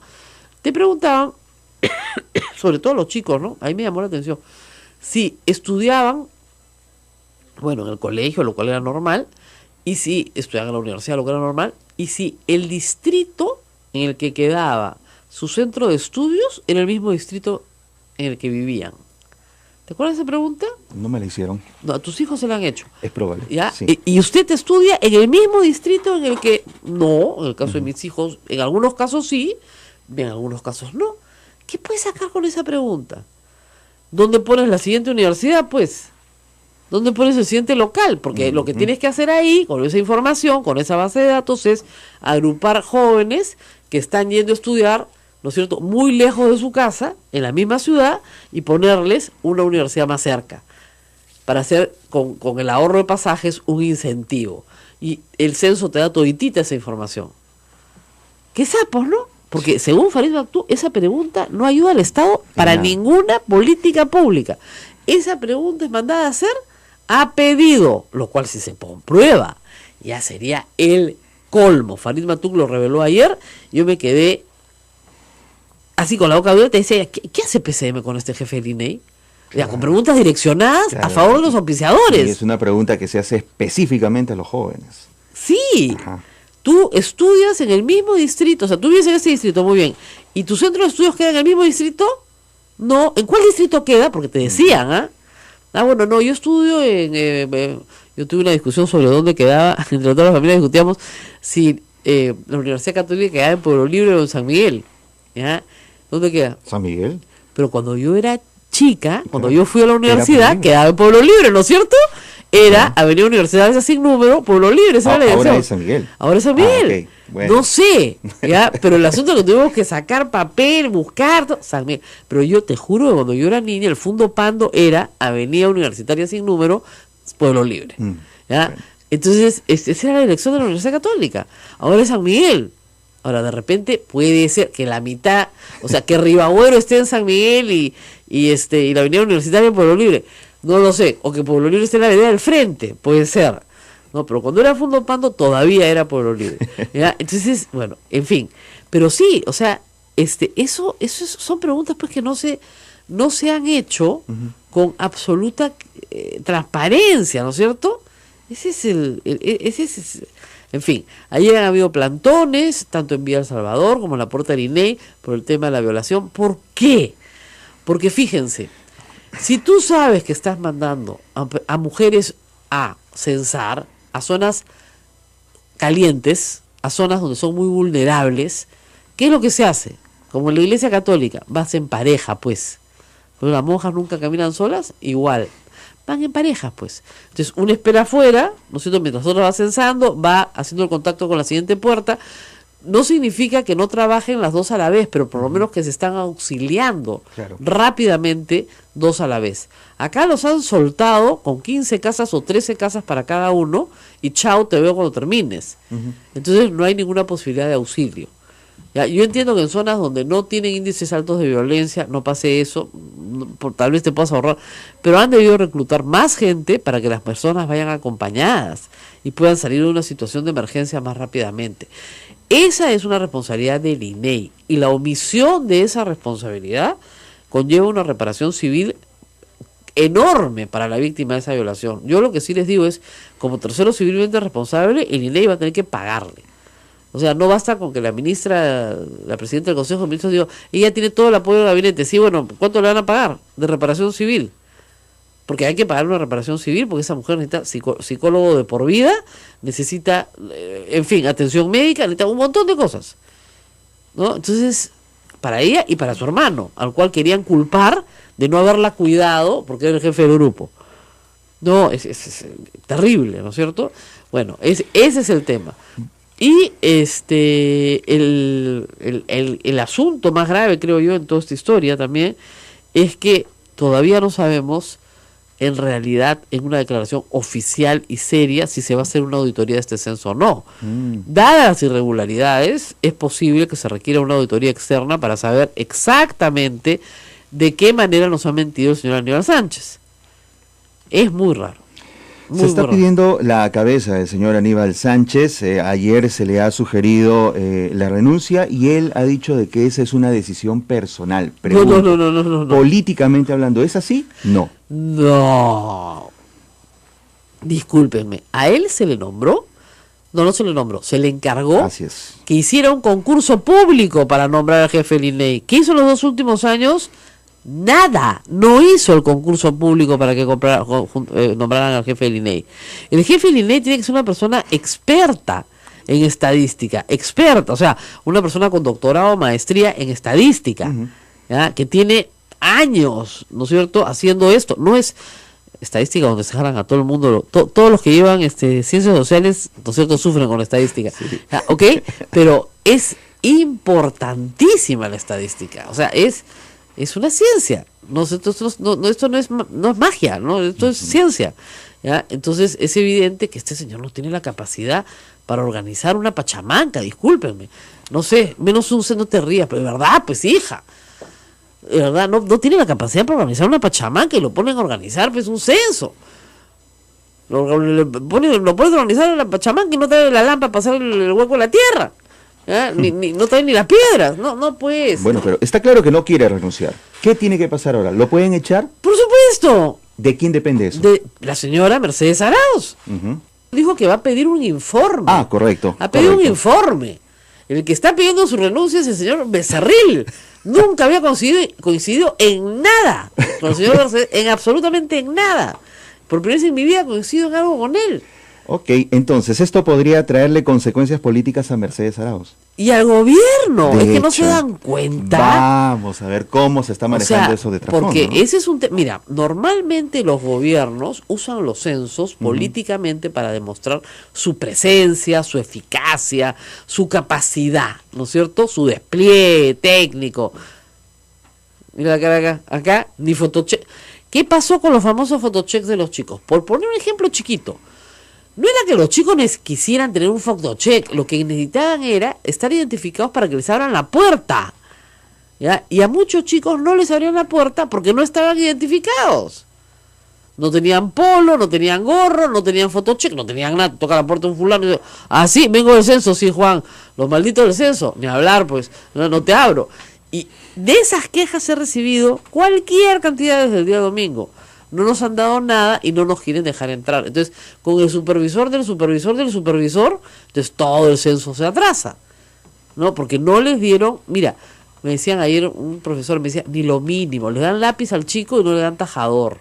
Entonces, en su casa le facilitaron un tajador para que pudiera tajar el lápiz. Ahora, la de lápiz, ese es otro cuentazo, ¿ah? Quiero que me censen con lapicero, un grupo de gente loca, porque tienes que estar realmente loca o no haber dado un examen de ingreso nunca en tu vida. Eso es lo que pasa, porque como no tienen educación superior, no hacen estupideces. A ver, ¿qué reacciones tenemos ahí? A ver, estoy buscándola justamente, a ver qué reacciones hay. No, el problema es este. A ver, la lectora óptica lee lápiz Mongol 2D, ¿ya? Eso lo sabe cualquiera que haya dado un examen de ingreso alguna vez en su vida, ¿ya? Entonces, esa es la razón por la cual nos censaron con lápiz. No para borrarte que eres católica y ponerte que eres evangélica y estupideces de ese tamaño. Entonces, ¿qué hicieron los pobres chicos ante los locos que exigían ser censados con lapicero? Los censaron con lapicero y después se han sentado horas a llenar nuevas cédulas con lápiz. Otra razón por la cual en un momento de escasez de cédulas. Entonces, todos estos loquitos lapiceros, lo que han hecho es malograr cédulas, ¿no es cierto? Y hacer por una especie de locura. Hay varios, y además casi todos son trolls del fujimorismo, con nombre y apellido, no son anónimos, son fujimoristas salvajes que se autoproclaman católicos, que decían que les iban a borrar su religión católica porque estaban usando lapicero. Ya, hay gente loca en todas las religiones. Este es el grupo loco, pues, que lo único que han hecho es generarle más trabajo a los pobres chicos del censo. Es terrible.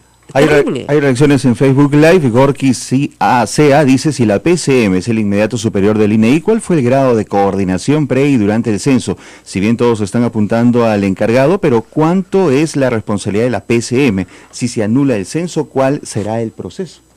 Bueno, la señora Meche de Arauz sobrevolaba la ciudad en helicóptero, así que no creo que, más allá de esa coordinación, y para lo que sirve no sé, con un dron te bastaba y te sobraba, yo no creo que eso sea pues un nivel de coordinación. Miren, los problemas surgieron una semana antes, cuando era claro que no había el número de voluntarios y era claro que el señor Sánchez amenazaba a la población en vez de convocarla con civismo, la amenazaba. Y es claro que las infografías del censo mentían, diciendo que te iban a multar, de que te iban a detener, ¿no es cierto? Todo eso era mentira. Y si no forzamos nosotros desde acá y desde el programa que tengo en Sin Guión al ministro del Interior a decir la verdad, ¿no es cierto? Seguiríamos en la onda que no podías sacar a tu perro a hacer pichi porque te metían preso, ¿ya? Entonces, ha sido mentira tras mentira. O sea, no puede ser que la señora presidenta del Consejo de Ministros no haya llamado ya al jefe del INEI y le haya dicho, tú me das hoy día el número exacto de gente no censada. Ella es economista. Claro. Sabe perfectamente cuáles son los problemas estadísticos según un censo mal hecho. ¿Ya? Él insiste que son de 2 al 3%. Miren, si ustedes salen a la calle, y yo decía, hagamos una encuesta muestral, que es evidentemente una encuesta pequeña, y hagamos la pregunta, a ver qué porcentaje sale de no censados. Vamos a ver. Vamos a una pausa y volvemos. Sodomco, Sociedad Dominica de Medios de Comunicación. Hay más preguntas en Facebook Live. Javier Morales, gracias por escribirnos. Buen día. Tengo una duda. Si dicen que el censo no ha sido exitoso en la toma de datos y son preguntas de datos que ya se conocen, ¿por qué se ataca tanto si tienen otras instituciones con esa información? Escuché a una periodista que ayer dijo que ahora esas universidades conocen de marca de plancha usas. ¿Es cierto? ¿Cuál es el beneficio que tienen estas instituciones? Bueno, se supone que este señor no lo censaron. Parece que no. No lo censaron porque nadie te preguntó qué marca de plancha usas. Es evidente que no estuvo atento a las preguntas del censo o no es jefe de hogar, porque el jefe de hogar respondía sobre vivienda. Así ¿Ok? es. Entonces nadie le ha preguntado qué marca de plancha usa. Y no son otras instituciones las que tienen la información. Cada 10 años hay que hacer un censo justamente porque no tenemos la información. ¿Ya? Ahora, estamos en comunicación con la ex ministra de la Mujer, ex presidenta del Consejo de Ministros, la ex congresista también, Ana Jara, desde Ica. Doctora Jara, muy buenos días. ¿Cómo estás, Rosa María? Ana Jara, nada más. Tú sabes que esto de usar grados y títulos que no tienes te complican la vida. Yo sé. Encantadísima, Rosa María, de saludarte. Quiero decirte que yo tengo, como muchos peruanos, el app que me permite escuchar tu programa y escuchar la programación de Radio Santa Rosa desde Ica y acompañarme de ella desde muy tempranas horas. Muy bien, muchísimas gracias. Bueno, estamos todos muy preocupados. Usted ha sido ministra de la Mujer. Estamos en este momento, según la estadística publicada, en 353 casos diarios de violencia sexual. A pesar de todas las campañas, a pesar de ser más visible el problema, parece que no para. Y lo de la voluntaria en Villa El Salvador, pues no es más que la punta del iceberg de un problema de raíces más profundas. En su experiencia, ¿por qué cree que esto no se detiene? Bueno, en principio y lamentablemente conectados con este desastroso censo nacional que se ha llevado a cabo el día domingo, el Perú necesita, como bien lo has venido señalando, adecuar las cifras actuales del país para fortalecer las políticas públicas. En estas políticas, Rosa María, estamos fallando. El Perú necesita ampliar la oferta de los servicios públicos. Esto pasa por invertir en salud mental, porque los agresores no saben cómo dominar la violencia contra la mujer, la violencia intrafamiliar. No tenemos cifras actualizadas.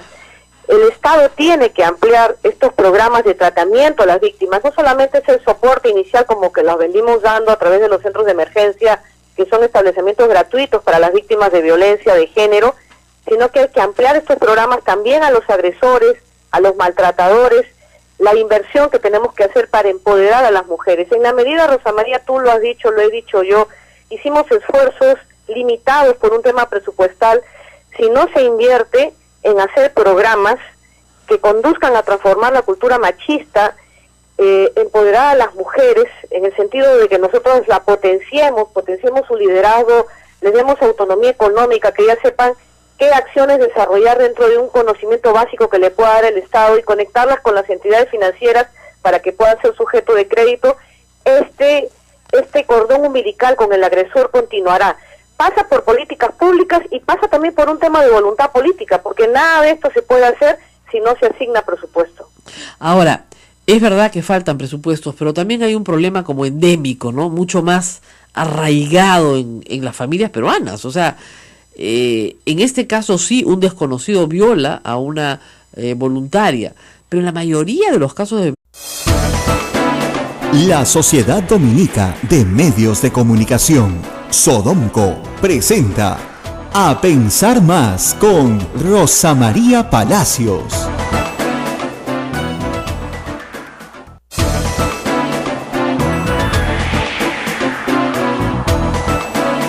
8 en punto de la mañana, hola, bienvenidos. Esto es A Pensar Más con Rosa María Palacios. Hoy martes 24 de octubre, Rosa María. Bueno, y estamos acá nuevamente con ustedes porque, tenemos pues la resaca de lo vivido, como diría Vallejo. No, lo que supone el censo todavía es mucha información noticiosa que está en todas las portadas hoy, que se agrupan en dos temas, creo que son centrales, ¿no? Uno, el tema de violencia contra mujer, que creo que ha sido fuertísimo después de este censo. Y dos, la permanencia de Aníbal Sánchez, el presidente encargado en la presidencia del INE. Algunos dicen que está, según Perú 21, en la cuerda floja. Correo pone los errores del censo, ponen en riesgo la cabeza del jefe del INE. Ojalá, pero es que esto, lamentablemente, no es por ser aguafiesta, ¿no? Como digo, no es por ser la tía pesada, pero esto lo venimos diciendo desde hace 10 días acá. En realidad hay una sensación de que las cosas no solamente no se han hecho de la forma correcta, sino incluso hasta que podría haber ciertas actividades que no fueron lícitas, como por ejemplo esto de ofrecerle a la Universidad César Vallejo la base de datos.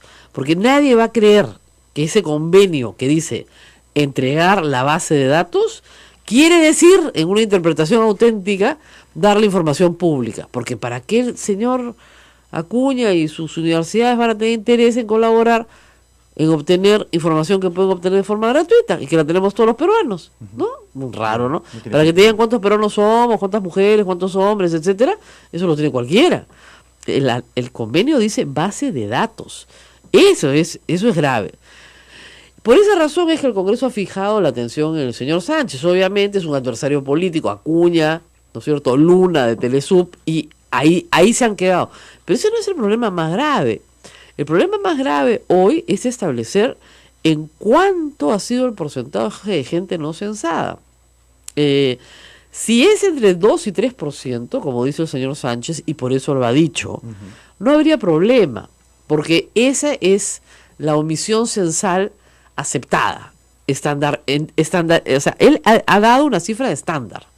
¿Sí? En el 2007 fue algo así como 3 punto algo, entonces claro, pero Farid Matuk, ex jefe del INE, dice que él se atreve a decir, y está hoy día en primera plana en El Comercio, que más del 5% no ha sido censado.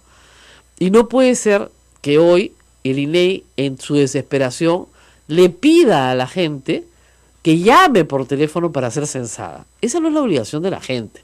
La obligación de la gente es ser censada el día domingo 22. Te encerraron en tu casa, no te dejaron salir, muy bien. Al principio incluso con amenazas, con una actitud absolutamente marcial, ¿no? Acá no se mueve nadie, acá se hace lo que nosotros decimos, cuando era más mentira, empezaron las mentiras. Entonces, la gente no va a llamar pues que lo censen, no va a dejar de ir a trabajar para quedarte sentado en tu casa a que te vengan a censar, cuando de repente ni siquiera vienen a censarte. Porque ya te plantaron una vez, ¿por qué no te van a plantar dos?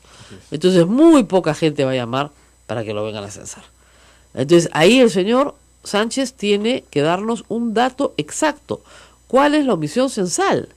Porque además lo que nos explicaron ayer es que se hace un precenso de puerta por puerta, ¿ya? Y se produce un documento que es conocido, que es la cantidad de manzanas que tiene cada ciudad del Perú. Y esa cantidad de manzanas, la cantidad de puertas que tiene, y esa cantidad de puertas, la cantidad de viviendas que tiene. ¿No es cierto? Pues si yo tengo la puerta de un edificio, es evidente que ahí no vive una persona, pues viven un montón de familias, ¿no? Ya. Ese documento que existe, el señor, ¿cómo se llama esa cosa? Aníbal Sánchez no lo ha mostrado. Él dice que sí está. Entonces, ¿por qué no se usó? Algunas personas que han trabajado en el censo y me han escrito de manera anónima dicen que se equivocaron y utilizaron esa estratificación por manzanas de todas las ciudades del 2007. Por eso es que no están los edificios, pues. Porque no habían edificios hace 10 años. Por favor. Ya, pero no ahora. Ahora, los edificios pues no se hacen en una semana, claro, ¿no? Entonces, si hubieran salido a hacer el trabajo de campo, que han tenido 10 años para hacerlo, o si quieres un año, ¿no es cierto?, para hacerlo perfectamente, pero perfectamente podían producir un documento bien hecho. Eso me ha llamado muchísimo a mí la atención, porque acá esta vez los planos, o sea, dice Farid Matuk, los planos que se usaron con número de viviendas en cada manzana deben hacerse públicos. Y acá están, planos estratificados por ingreso a manzanas de las grandes ciudades 2017, según ingreso per cápita del hogar y el certificado regional. Es decir, Rosa María, se necesitaba un trabajo de campo previo. Exactamente. Y según el señor Sánchez se ha hecho. ¿Por qué no se usó? Claro. Con eso tendríamos datos exactos de cuántas viviendas faltarían. Exactamente. Sí, pues. Entonces, acá hay un problema bien complejo de falta de información, de mala comunicación, que revela que impericia, revela improvisación. Más allá de que al Congreso solo le interese que César Vallejo no tenga la base de datos, que no la va a tener, porque como reitero, los datos son confidenciales. Más allá de esto, el problema más grave es si este censo ha servido o no ha servido. Porque si un porcentaje de más del 5%, ¿no es cierto?, existe de omisión censal, entonces el censo no sirvió. Y yo lo que quiero es una explicación científica de los expertos que nos digan qué se puede hacer para remediar y no perder toda esta plata, si es que es posible remediar, cuál es el porcentaje verdadero. Ayer el INEI no ha querido decir una palabra sobre esto. Hoy, martes, hay unas colas espantosas en Santa Anita de miles de muchachos que están perdiendo colegio, están perdiendo su universidad o su instituto por ir a cobrar los 50 soles que les ofrecieron. Colas que se les dieron haber pagado el mismo domingo. Porque si les pagabas el mismo domingo, no tenían por qué faltar a su trabajo, no podían por qué faltar a su... Hay chicos que no necesitan y que no van a hacer la cola, pero la mayoría se metieron porque sí los necesitan y porque con eso justifican los gastos que han tenido que incurrir ellos mismos el día domingo. Gastos de pasaje, gastos de comida, ¿no es cierto? Incluso los que se han quedado a dormir en los parques. Y ustedes entran a mi Twitter, van a ver las fotos de los muchachos que durmieron en un parque en Miraflores porque venían de San Juan del Lurigancho. Yo pregunto, en alguna otra oportunidad que se convoque voluntarios, ¿ellos volverán a...? Ese pues es el problema, Claro. Destruyen toda la... Mira, La buena voluntad. exactamente, la confianza es algo que se construye muy despacio, ¿no es cierto? Se construye de a poquito, se vuelve sólida. Si uno ve que dices, caramba, qué bien, ¿no? Entonces, si no se hacen actividades masivas donde se construya ciudadanía y confianza, entonces se destroza todo. Y en el tema, reitero, de la violación de esta chica, ella ha reafirmado en el hecho en que le ofrecieron 1.000 soles. Se tiene que acabar y se tiene que sancionar. Operador derecho o ciudadano que incurre en el tema de hostilidad o cuestionamientos, estereotipo de género, debe ser sancionado también, porque lamentablemente mientras no hayan sanciones contra esta gente que aplaude el hostigamiento, yo recuerdo mucho un caso que se llevó al cine con Jodie Foster, que eran estos que hostigaban para que un grupo de jóvenes violentaran sexualmente a una mujer en un lugar público. Tiene sanción. Y acá también quizá no estarán frente al propio acto sexual, pero lo incentivan, lo aplauden, lo animan a través de muchos medios de comunicación. De las redes sociales que hemos visto.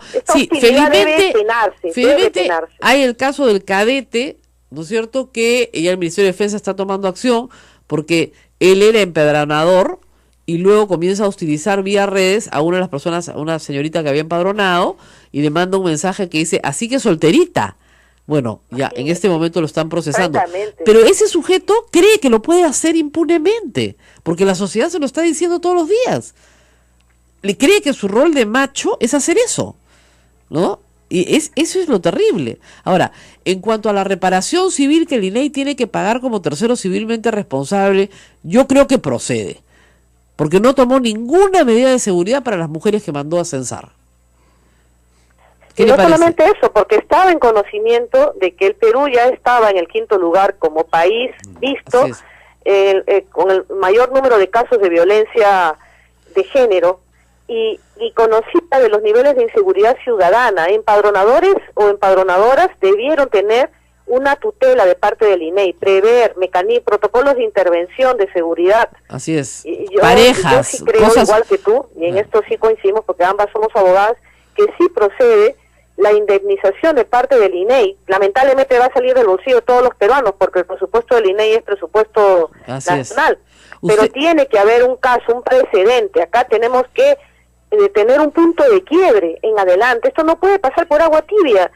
Yo no sé por qué el jefe del INEI hasta ahora no ha renunciado, porque no solamente es este hecho. Usted está pidiendo eso igual que yo, pero yo lo pido desde la semana pasada. Garrafales, elefantiásicos en que se ha incurrido el Censo Nacional de 2007, una gran oportunidad que probó el civismo de todos los peruanos al agua, al tacho de basura, por la inexperiencia de este hombre que no sé por qué hasta ahora no tiene un ápice de sangre en la cara y no renuncia al cargo. Ahora, o no lo renuncian de parte de la PCM. Este señor Aníbal Sánchez es herencia del gobierno anterior. Estaba encargado. Te diré, Rosa María, que este señor yo nunca lo he visto. Debe haber sido ya en el tiempo en que yo dejé el premiarato, claro, que entró a trabajar al INEI. Yo no lo conozco. El tema es que estaba encargado para convocar el concurso público y nunca convocó el concurso público para elegir al nombrado del INEI. Ese es el tema. Nunca. Entonces... Yo la verdad no sé, me extraña. Todos teníamos confianza en la experiencia de gobierno que pudiera haber con la gestión de Pedro Pablo Kuczynski, pero veo que no lo acompañan determinados bueno, y acá, no sé, pues, acá hay un caso, altos funcionarios, lo dejan hacerse autogoles a diario. Sí. A diario. Ahora, políticamente, ¿usted cree que esto va a revertir en contra del gobierno de todas maneras? Yo creo que sí, porque digamos que este es un hecho con onda expansiva nacional. Si le ha pasado a Lima, que se han quedado N número de hogares sin censar, a Lima, que es la capital de la República, Lima, que está interconectada vialmente para poder llegar a Lima, que está regularmente mapeada, dónde están, quiénes son, cuántas familias hay, etcétera. Si esto le ha pasado a Lima, ¿qué podemos esperar del resto del país? Acá en provincia, de una forma desfachatada, la gente... Seguramente los empadronadores, en su desesperación de querer cobrar porque le ponían un récord mínimo de número de hogares a censar, han empezado a colocar los stickers en la puerta y a esa gente difícilmente le van a volver a censar. La verdad que es así, por más que llamen a un teléfono, además, este es tipo delivery, ¿no? Oye, compadrito, mira, a mí no me censaron, vivo en tal lugar, me llamo tal. ¿Quién asegura que estén todos los miembros de la familia a ser censados? Yo te escuchaba ayer decir que el formato había sido hecho solamente para considerar máximo a un número de 6 por familia. Así es. Y en mi casa no éramos ese número, pero me parece inaudito que le digan a la familia, mira, solamente te voy a censar hasta el número 6 y piña el resto de miembros que queden. Tenían que traer, o sea, lo que pasaba... Que no fue educado claro, lo que pasa es que el empadronador ahí tenía que sacar una cédula nueva. Una cédula adicional como sucedió contigo, pero ¿cuántos así no habrán en el país? Así es, ese es el tema, y se notaba la falta de capacitación, se notaba las órdenes contradictorias.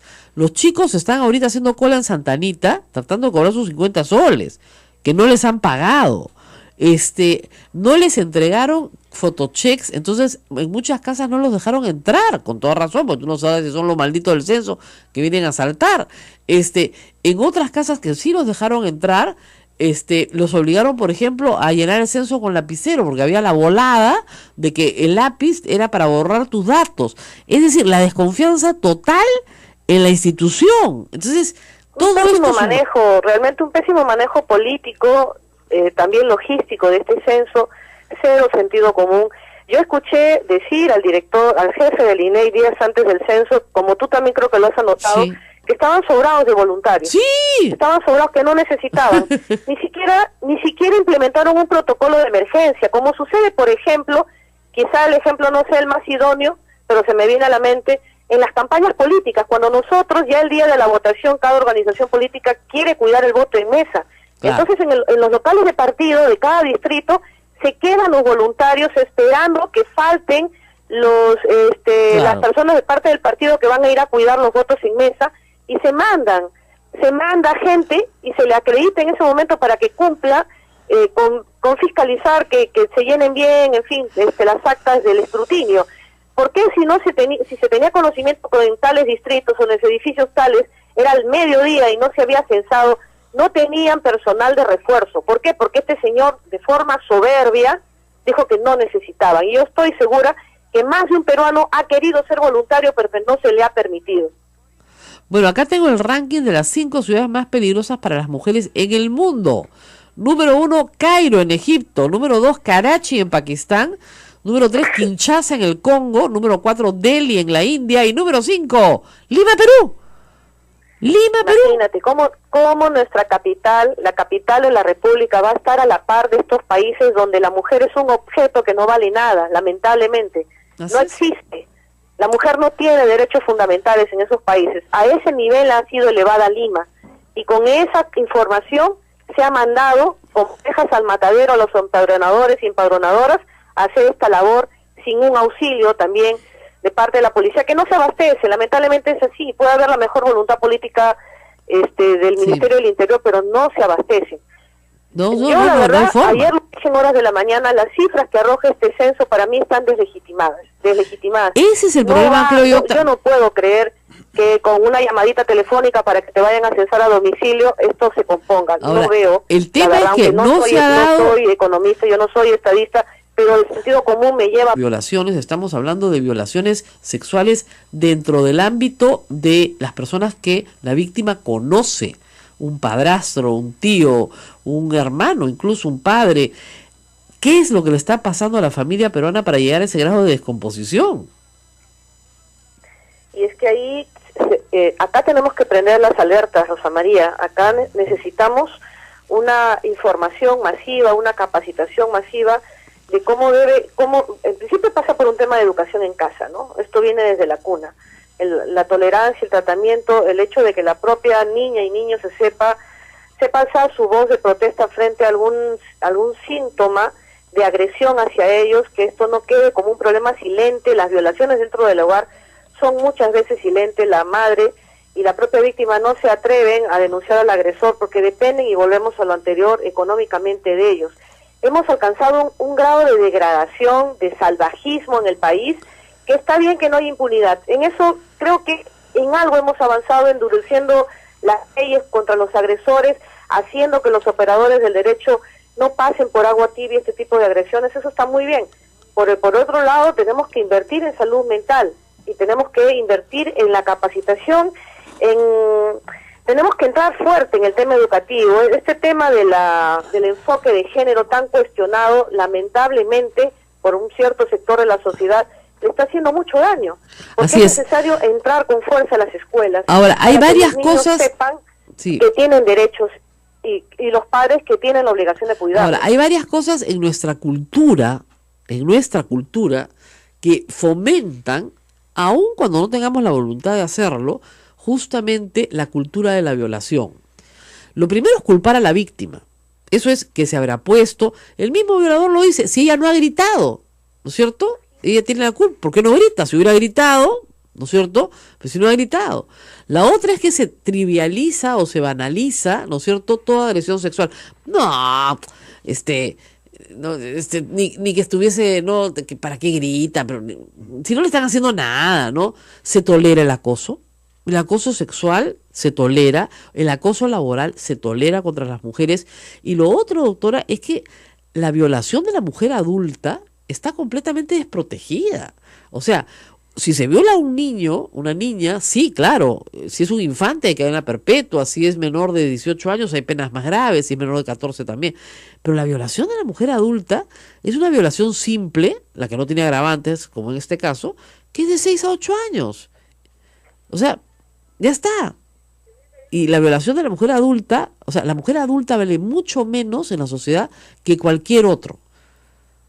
Entonces, Es cierto, Rosa María, y creo que acá, en la medida que se ha avanzado, porque se han avanzado en el endurecimiento de las leyes, hemos solamente apuntado a cierto sector vulnerable de las personas que son los niños y adolescentes. Pero se hace necesario endurecer las normas para quienes incurren en violación, porque la violación es execrable, sea un niño, un adulto o un adulto mayor.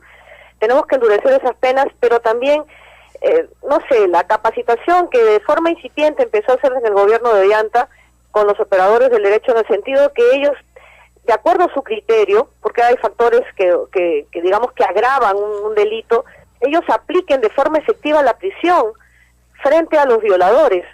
Se han puesto un chip, o sea, es como un checklist, una lista, a ver, ¿qué es una persona que va de la acción de la justicia? ¿Es una persona que es primaria, que nunca cometió un delito? No, y que la pena se no supera los 4 años de pena privativa de la libertad. Yo creo que en ciertos delitos, como ya se aplica en los accidentes de tránsito, cuando estás bajo efectos de alcohol, contra la difamación agravada. Yo creo que en delitos de violación, sean niños, que ya está regulado, o en adultos mayores, que tiene que haber una modificación legislativa, debe aplicarse la prisión efectiva, así sea de un día, la que el juez determine que este violador deba ir a la cárcel. Sí pasa por un endurecimiento de las normas, pero me reafirmo, Rosa María, esta cultura del violador, esta permisividad de la sociedad que aplaude desde las tribunas como focas. Hay algunos desadaptados que han aplaudido este hecho de violación contra la empadronadora o censadora, que es simplemente la cara visible de un problema social que está pasando en el país. Pasa por un tema de atención de la salud mental. La gente no se está dando cuenta que está enferma. Yo ya sé que hay mucha gente que me va a decir, Ana, los violadores no son enfermos, son conscientes, no sé, me refiero como grupo, moralmente, grupo social. así es. La sociedad está enferma. Eso es verdad. O sea, digamos, hay que tener en claro que un violador no es un inimputable, ¿ah? Ojo, pobrecito, enfermito, no, pobrecito, nada, sabe distinguir el bien del mal perfectamente.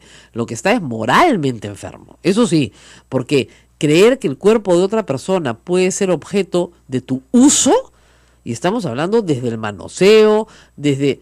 No hay mujer en el Perú casi que no pueda decir que un hombre no la ha tocado en un autobús, ¿no es cierto? Que no, o que un hombre no le haya faltado el respeto de alguna forma en el trabajo, que no le haya hecho alguna sugerencia inapropiada. Y el índice de violaciones nos ha puesto como la quinta ciudad más peligrosa del planeta. Estamos con Kinshasa, con de verdad, con Congo, o sea, con ninguna ciudad de América está en esta lista. Ninguna ciudad de Oceanía, ni siquiera de Europa. País, un ranking de la vergüenza. Creo que Lima es la quinta ciudad más peligrosa. Del caso del acensador en Villa El Salvador, creo que ahí se les escapa un poco a los abogados del Ministerio de la Mujer, en el sentido de que, ya que está así la norma ahorita, y lamentablemente toda reforma legislativa no es retroactiva en el país. Así es. Yo creo que deben plantear, además de la violación, que tiene esta pena máxima de 8 años de prisión, el hecho del secuestro, porque ella dice que él la amenazaba con un cuchillo, que le cerró la puerta. Sí, es así, sí hay agravante. Tuvo que decirle que no lo iba a denunciar para que la deje salir.